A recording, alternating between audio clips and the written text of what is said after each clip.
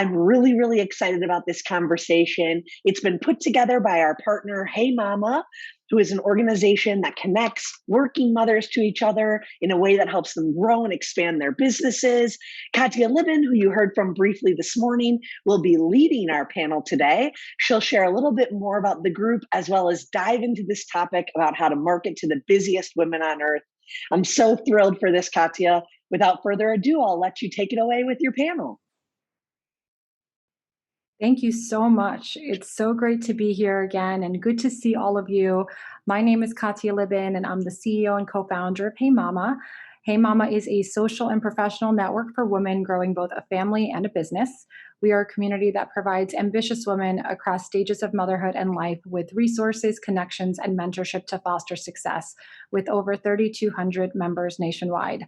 I'm really honored to moderate the conversation amongst these women, amazing women founders and business leaders. We all know how busy we are and how reaching us in compelling ways is the dream of every marketer. So thank you, ladies, for your time, your knowledge, and your experience. I would like to start by having you each briefly introduce yourselves and tell us about your companies. Let's go ahead and start with Dawn. Hey everyone, thanks so much. Thrilled to be here. I am the founder of Press Pause Project. It is a natural CBD line, very ritualistic and lifestyle in nature, formulated specifically for women and moms. We have a huge mission in mind in stopping the shame and whispering around mental health and anxiety. Thank you, Dawn. Nyakio, let's toss it over to you and then Ingrid. Hi, I'm Nyakio Greico. I'm the founder of Nyakio Beauty, which is a clean and green skincare line based on my family beauty secrets from Kenya.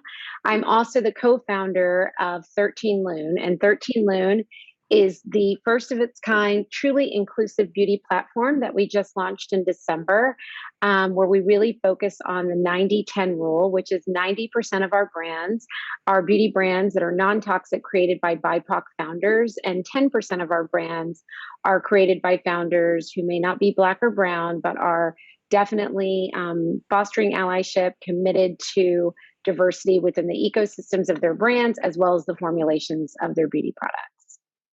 Oh my gosh, I have to follow that. So my name is Ingrid Carney. I am the founder of Ingrid and Isabel.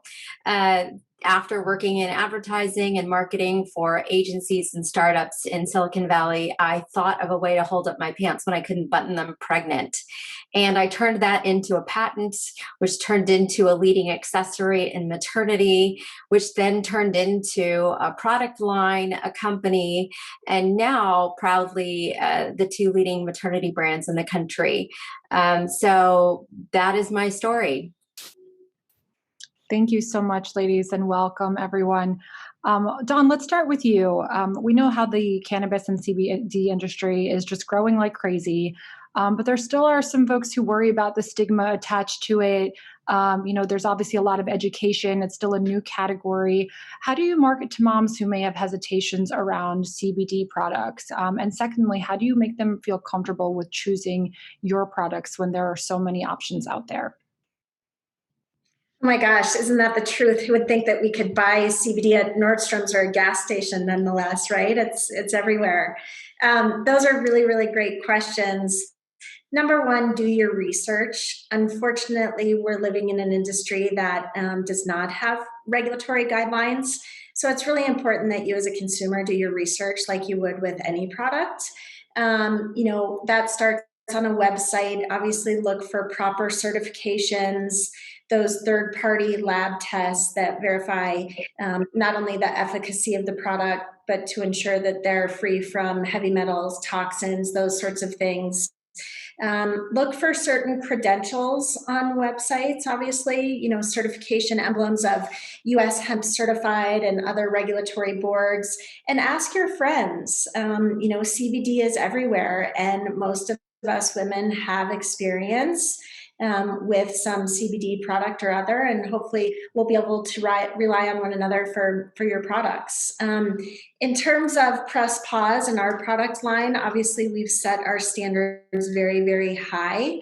First and foremost, it is formulated for women by women, particularly for moms, and what we struggle with most. And those are things like sleep and anxiety and tension and all of those things that we're disproportionately struggling with. We've tried really hard to create a lifestyle and ritualistic product that meets the needs throughout your day, a woman's day, and their life cycle as well.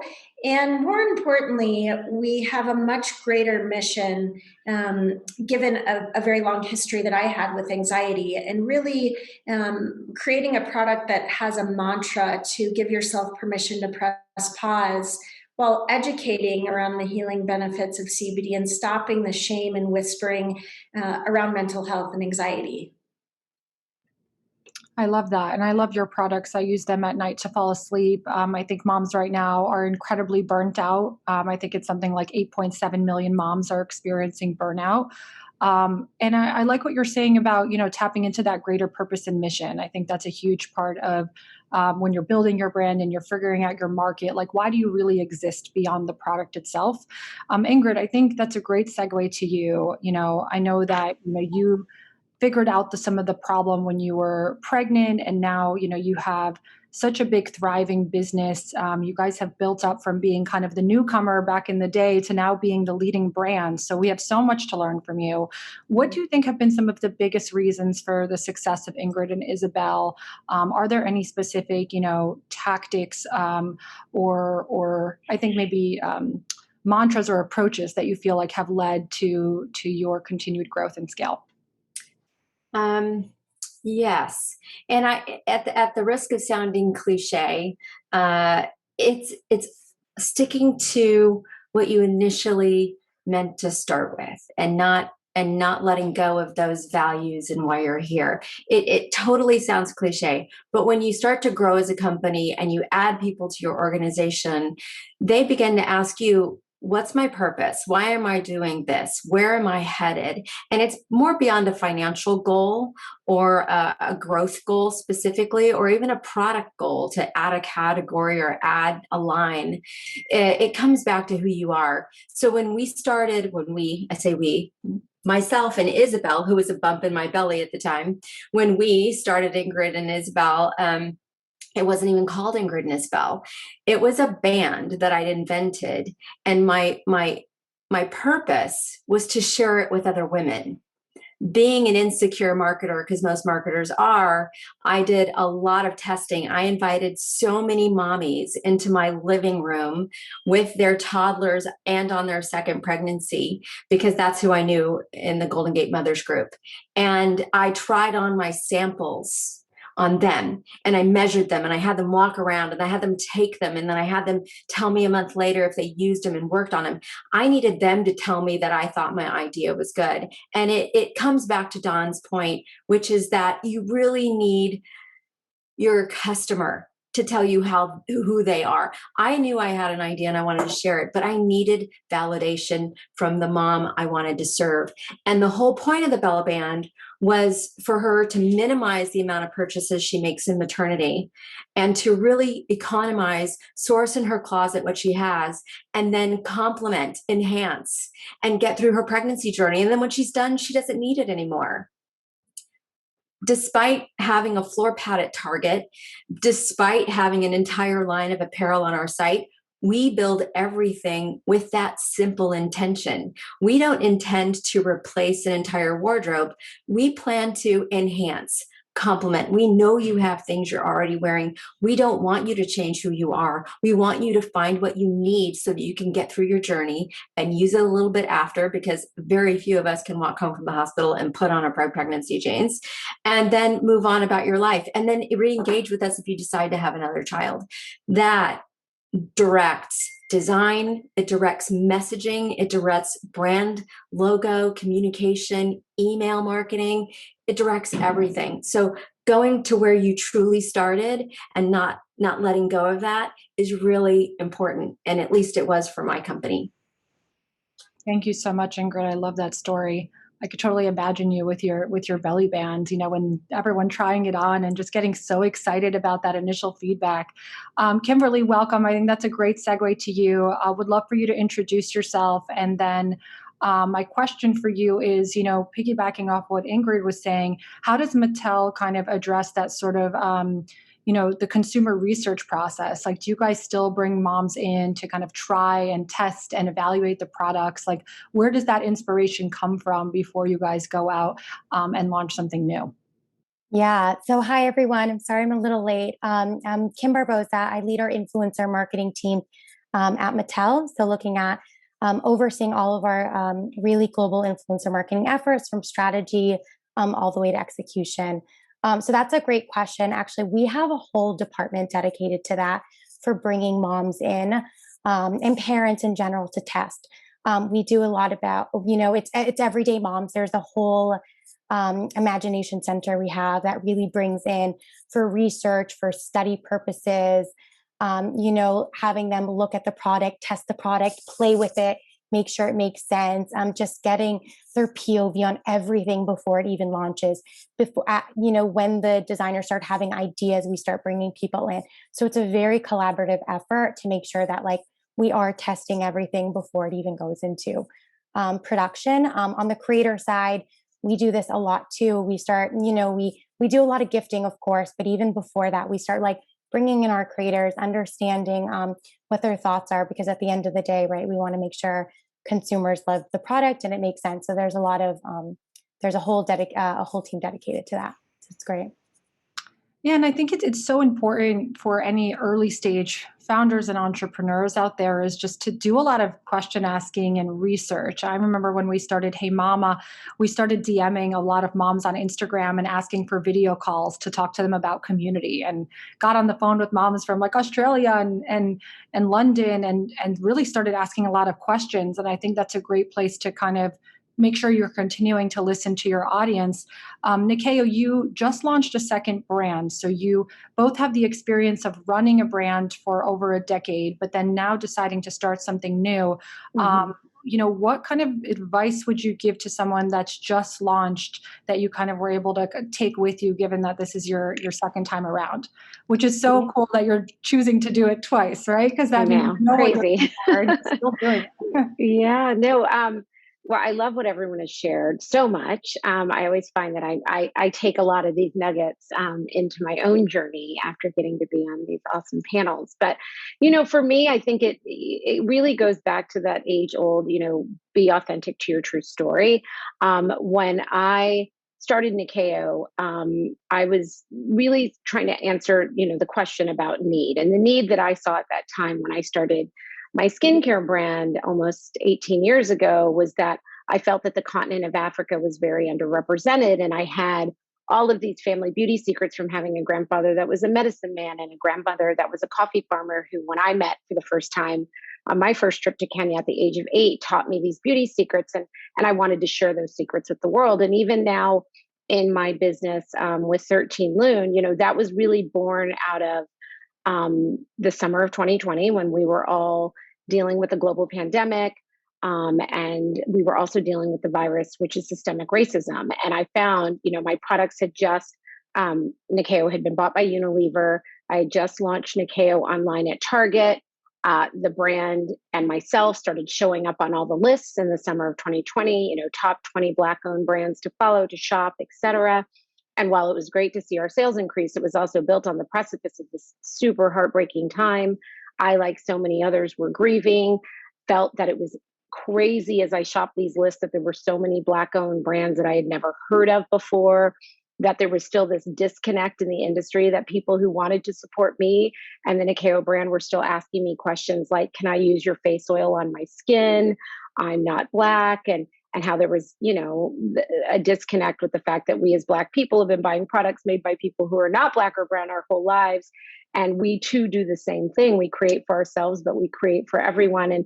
And why was there not just one platform? As I was watching things like the 15% pledge happen, why was there nobody saying, let me take 90% of these brands and make them available to everyone? And then those people who were trying to be non-performative, invite them to the party as well. And so that's a long way of answering that. It's really about tapping into your own truth, tapping into your own life experience, and making sure that you are the person that your brands are trying to speak to as well.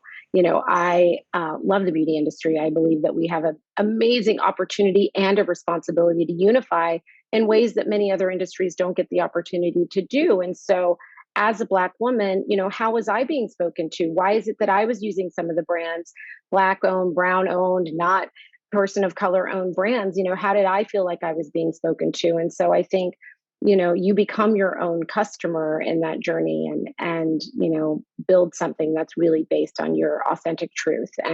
And people buy into people before they buy into products. So if you're speaking your truth and you're standing in your own integrity with your business, then your customers will find you. Absolutely. Ain't that the truth?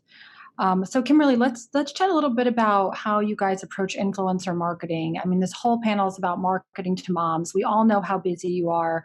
Marketers are really trying to break through the noise. They're trying to get through to us and really have us kind of pay attention. And I think, part of that is telling our stories and really leaning into those.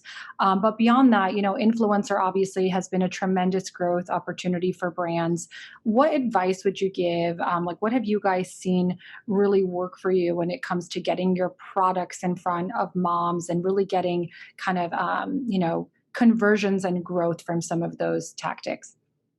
Yeah, I mean, we've seen, right, the industry grow so much in the last few years, and it continues to rapidly grow. And now we're looking at new platforms. We're always looking at, like, okay, what can we do now on TikTok? Clubhouse came out. So we're always trying to, make sure we are where our audience is. But, you said it best, people buy in, right? People buy into people. So I think for us, we're always looking at, like, how do we, and I know it's so overstated, but it's so true. Like, authenticity is so important.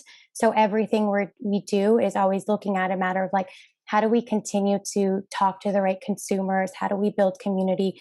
We are, like, I'm a new mom, so it's so funny. Like, when I first started at Mattel, I was kind of just like taking in all this research, and you kind of become, it's like market research myself as a new mom, understanding, like, what do our needs? So, we talked a little bit earlier about, like, how are we looking at building out new product, and we're looking at our own, like, there's a large team at Mattel. We're always looking at, like, our consumer and getting our interest. So I think the biggest thing for us, and the biggest takeaway is making sure that you're really connecting with truly being authentic in the space. We work across YouTube and kids, on YouTube and on Instagram as well. So it's all about making sure we're targeting the right audience. We're analyzing all of that data, and making sure influencer marketing is a part of the bigger story, right? It's a storytelling. It's not a one and done. It's not a one-off. How are we building these long-term relationships with our creators? So it's something that we take, very, very seriously, making sure we're working with diverse voices in the space. Absolutely. Yeah. Because those influencers are also just people, and people have to connect with them and really, trust that when they're sharing about a product, that's coming from a place of them really loving it, really using it. So I guess, this question's for all of you. We're also consumers ourselves. What are some of the favorite ways that, like, you've been marketed as mothers? Are there examples of some campaigns that have really resonated with you in the past year?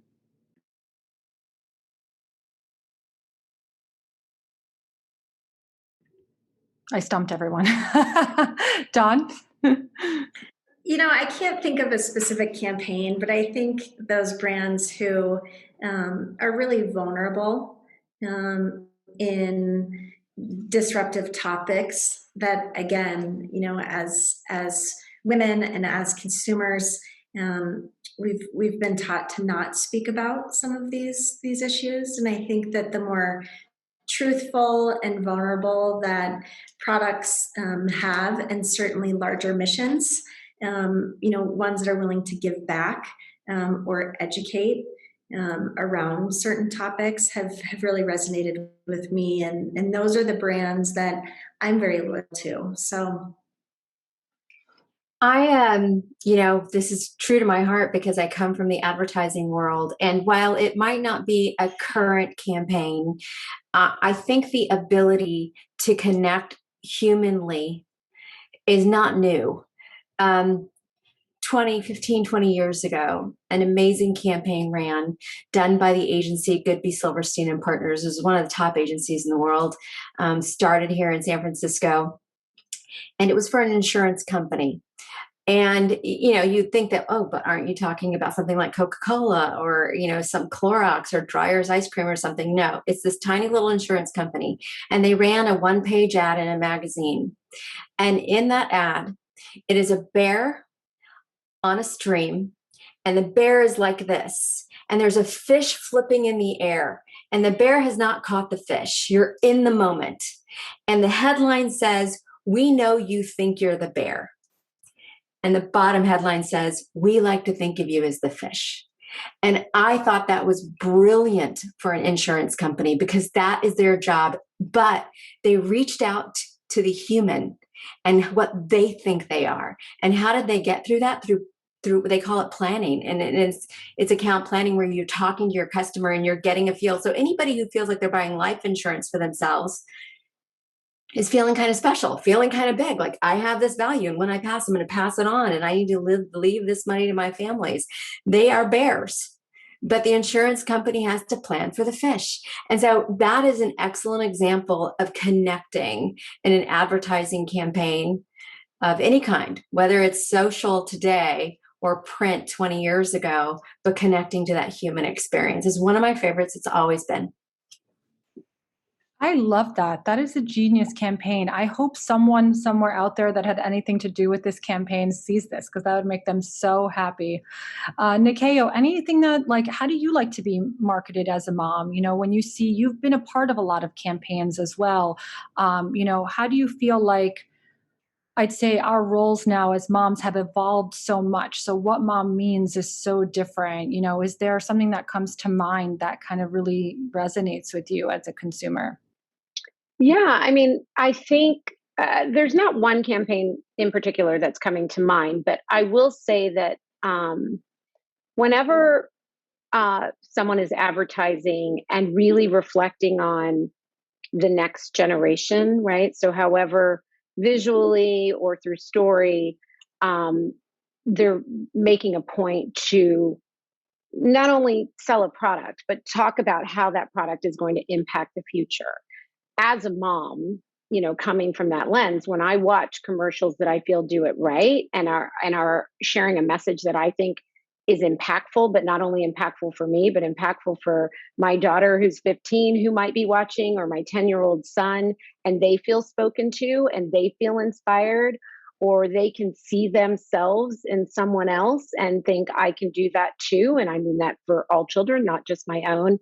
That seems to really resonate with me as a mom, as a consumer, and as someone who has my own brands as well, because I think it's really, really, really important. And we don't really have the choice not to think about the impact on the next generation. They're living through so much as children that, I think it's our job, once again, going back to unifying an opportunity as advertisers, as brand owners, and as mothers to really support that mission and that conversation. I love that. Katya, sorry, I have one other that I could add. May I? Yes, please. It's recent, and it's a video, and it's by Mom Jeans, Genes. Everyone can look it up. I think that there are two things that comes to marketing as well. One is humor, and one is directness, right? So humor is a great way to bake it up. You can see so many influencers, from I forget all of them. There's so many that I follow in terms of moms, something about a chicken and scary mommy and all that stuff. They're breaking the ice, and they're allowing us to laugh during the hard moments. But then there are the Mom Jeans video talks about postpartum depression. It's very direct. It paints the picture that women are truly facing. It has been come out of that truly affected me. It was done recently. My daughter, Isabel, is 19, but again, I think that honesty, whether you're going to make people laugh and break the ice, or try to really connect and say, we get you, we see you, which is exactly what the bear and the fish did. So I just wanted to share Mom Jeans if anybody wants to search it and look at it. Yeah, I'm going to piggyback on that as well. I think for me, it's like I need a story that's going to draw me in, right? It makes me feel a certain way, whether that's making me laugh, making me cry, like the raw emotions that you can really like relate to. Those are the ones that are the most impactful and really get to me. So I've seen, I can't think of a specific off the top of my head, but a lot of ones that are talking about postpartum and just really breaking it down what it means to be a mother, because a lot of people, right, aren't shedding light on some of those struggles. So I think those like get to me, and when you're able to bring out a raw emotion through humor, I'm like double points like that. You know, I think it's a really beauty for marketers to do that in that way. So someone who's not afraid to really lean in, you know, and take those chances of storytelling. Yeah, get out of the comfort zone. Right. Mine is pretty easy. I love learning about founder stories and brand stories. Like there are brands that I would have seen and you know, maybe the product itself is beautiful, but once I learned about the backstory, like, oh, I traveled to this country and I found this. And like Nyakio, when I first heard about your story, I was like, maybe I'm just like, I'm very captivated by that. But for me, hearing about that origin of how the innovation happened behind the product, like how it came to be, the different pivots and stages like in these brands' journeys, I think is a really interesting marketing approach of brands giving up more of a peek on the behind the scenes.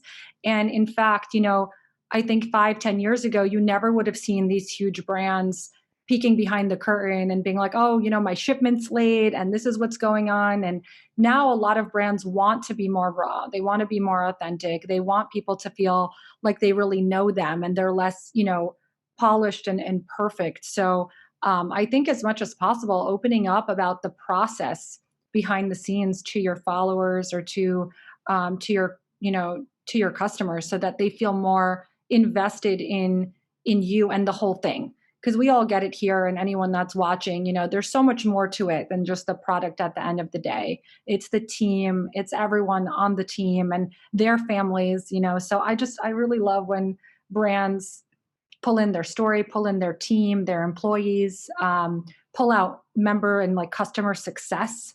I think that's incredibly powerful, you know, just like getting your biggest advocates to talk about you and to talk about what they love.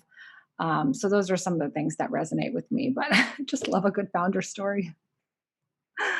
Do we have time for more questions or should we go to Q&A?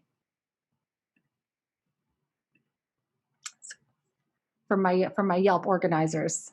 Let's go to Q&A. Okay, great. We'll go to Q&A. Amazing. So we have a couple of questions here. We have a first question about recruiting parents to test products. So this person has a small business, a new small business, doesn't have much funding to give products out for free. What's a really good way to recruit parents to test products? Has anyone had success? John? Well, it happens to be you happen to be sitting right here, and I would highly encourage each business owner to join communities and organizations of like-minded women, like the ever so fabulous Hey Mama.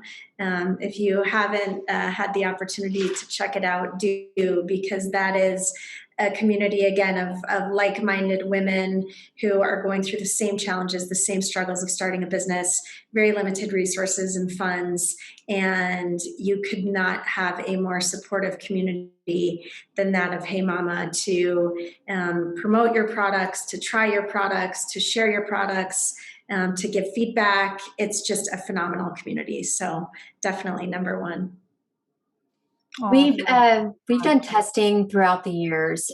We test almost every year to some degree. Our most expensive test was a 6-figure test where we followed 10 women from the moment they found out they were pregnant through the first 3 months of nursing. So it was 15 months, a year and a half journey, or a year and a quarter journey with them. And that costs money, right? Because you're asking them to give you their time every week for a very long time. The tests that don't cost a lot of money for us, we there are a lot of people that will give you their time for free because they feel like they're a part of something. So sometimes it's your approach. It's very important to recruit people you don't know and you have a relationship with if you want a really honest experience with them. It's very important to put forward a kind of a schedule of how you plan to speak with them, whether it's a questionnaire, a phone conversation, a Zoom, something in person, pandemic or no pandemic. But if you can, even if you can give like a $20 gift card at Target or Amazon, that is something of value for them. Or it could be the promise of something in the future. If we grow, can I engage you again? And then potentially giving them something. It's hard to do a test with a large group of people without some sort of compensation. But sometimes a coffee at Starbucks is all they need. That's all I need. I'd do anything for a cup of coffee at Starbucks. Speaking of, side note on Starbucks, they made one thing that I loved at Starbucks. I'm sure they have others, but they made one drink, cold brew with cocoa almond milk foam, and they just pulled it from the menu. And I've never been more devastated in my life. I was like, please, will you make it for me? And now every time I go in, I have to do the whole sob story because it's off the menu. Here nor there. Just, putting that out there for Starbucks. Awesome. So this is another question from the audience. What is the best way for moms to support each other in business? I'm actually going to take that one for a second. I think there are a lot of different ways to support moms. The most logical one is to buy their products, right? Choose with your wallets. Look in your fridge, look in your closet. If you're over indexing on a lot of brands that weren't run by people then it means that the next purchasing decisions you make could be geared more towards supporting small business, supporting other moms. But if you can't buy all their products, because sometimes we want to, but we'd go broke if we continued to buy everyone's products all the time.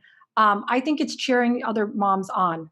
And that means sending unexpected, delightful messages to them when they least expect it, so they know they have cheerleaders. And I just love when someone just says, you got this. And I don't even know what they're messaging me for, but it makes me feel better. And it always comes at the perfect time. So just never underestimate a great, text message, comment, something really authentic and supportive. But ladies, I'm sure you have plenty on this. What are some other kind of creative ways that we can support moms in business? I'm going to add just playing on social a lot, sharing on social. I think even just supporting them, a little like does a long way for the algorithm. Saving it does a long way for the algorithm. Repurposing them on stories, sharing their content, like that's a huge win for a lot of people. You're just talk about building community. You're resharing their piece of content to your own community. It's just a nice way to give a high five to other women in business. So I would definitely say there's a lot. And it's not about having, a large following at all. It's just about engaging, sharing that with your followers, making sure it's helping them reach the right audience. So I think that is just a huge win alone without, of course, first and foremost, yes, I agree. Your wallet's important, sharing, buying from other women in business. But of course, I think just it's a nice and easy win on social. Yeah, and I'm going to add, mentorship. I had the great privilege of being a mentor for Hey Mama, but being a mentor and then also seeking mentorship. As a mentee in my life and being in groups where I was a mentee alongside other mentees, like we still continue to champion each other, even though a lot of us have transitioned into being mentors.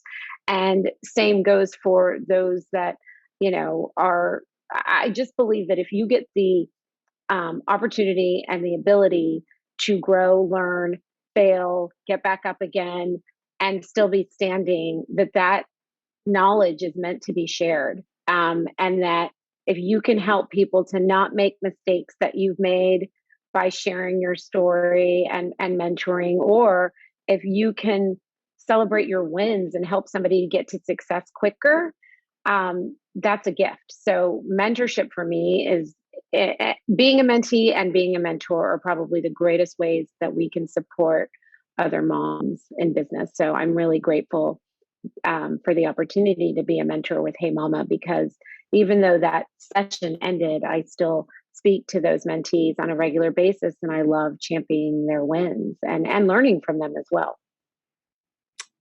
I couldn't agree more. I love that mentor-mentee relationship. And actually, Nyakio and I just signed on to be quarterly peer-to-peer mentors for each other, just because we, every 3 months we can catch up and just be of service and vent or hear what we can do for one another. And we talk a lot about mentorship across Hey Mama overall, because ideally you can find someone that you can help, and then you can also find someone that could support you. But you probably have a great friend that also has a business. And if you just put some structure behind it, I find those kind of conversations to be so valuable and supportive. And just remembering we're not alone, and running a business is really hard.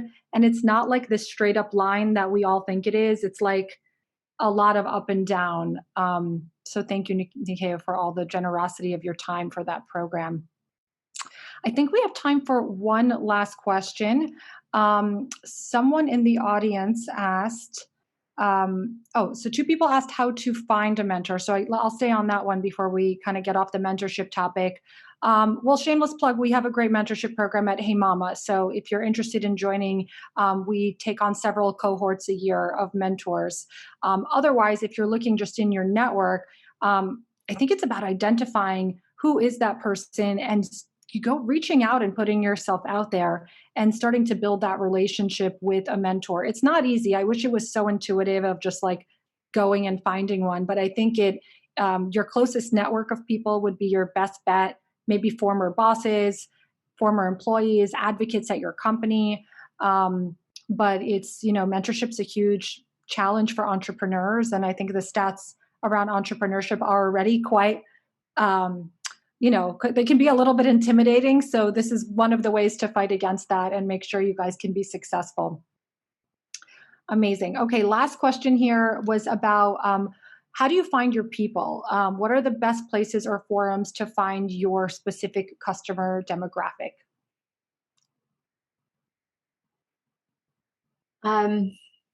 So target audience analysis is one of the very first things you could start off with marketing, right? You should do competitive analysis, category analysis, target audience analysis.